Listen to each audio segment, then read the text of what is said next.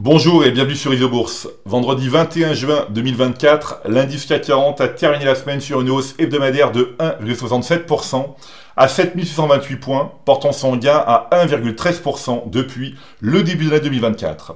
Alors après une semaine marquée par des turbulences liées au remous politique français, les bourses de la zone euro ont finalement rebondi et terminé sur une note positive. Parmi les indices les plus durement touchés la semaine précédente, avec des replis de 6%, le CAC 40 et le MIB italien ont toutefois réussi à se redresser et à terminer en tête du palmarès hebdomadaire.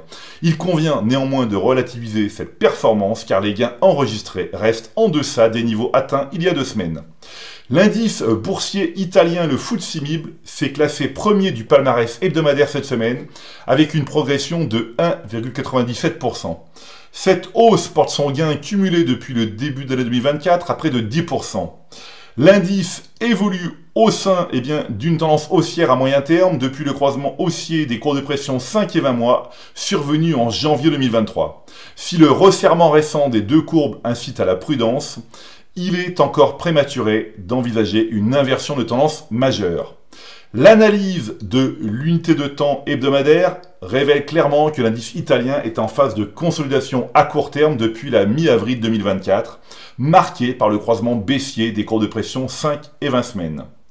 Le CAC 40 a rebondi cette semaine, s'adjugeant la deuxième place du palmarès hebdomadaire avec une hausse de 1,67%.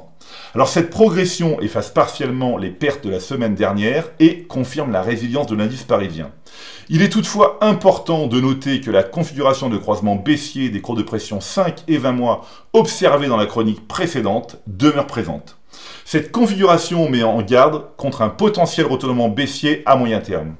Il va falloir faire preuve de patience et de rigueur pour attendre la confirmation ou l'infirmation du croisement baissier fin juin 2024.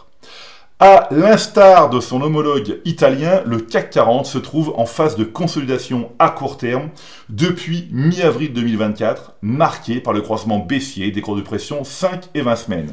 Un franchissement haussier de la courbe 20 semaines par la courbe 5 semaines acterait la fin de cette phase de consolidation et le début de nouvelles tendances haussières. En attendant, il sera crucial d'observer l'évolution de la courbe de pression 5 semaines. Une inversion de sa tendance vers le haut constituerait un signal positif et renforcerait l'hypothèse d'un retour à une dynamique haussière. L'indice boursier néerlandais, l'AEX, se distingue comme l'indice le plus performant de la zone euro depuis le début de l'année 2024, affichant une progression remarquable de 17,59%. Alors, cette performance, exceptionnelle, s'inscrit dans une tendance haussière à moyen terme, renforcée par le croisement haussier des cours de pression 5 et 20 mois, survenu en décembre 2023. L'examen maintenant des 200 titres les plus échangés en zone euro révèle un marché indécis à moyen terme avec un nombre égal de valeurs affichant des tendances haussières et baissières à moyen terme. Cette tendance indécise s'observe également à l'approche de l'échéance politique française du 30 juin 2024. Face à cette incertitude, il est crucial d'adopter une approche prudente et patiente pour tout investissement.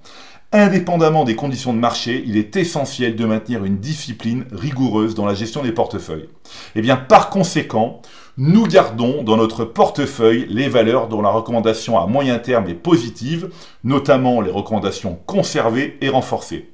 Pour les autres valeurs, hors celles dont la recommandation est restée à l'écart, nous maintenons leur présence pour le moment, tout en les surveillant attentivement. Une décision définitive concernant leur maintien ou non sera prise début juillet 2024 sur la base des signaux mensuels de fin juin 2024.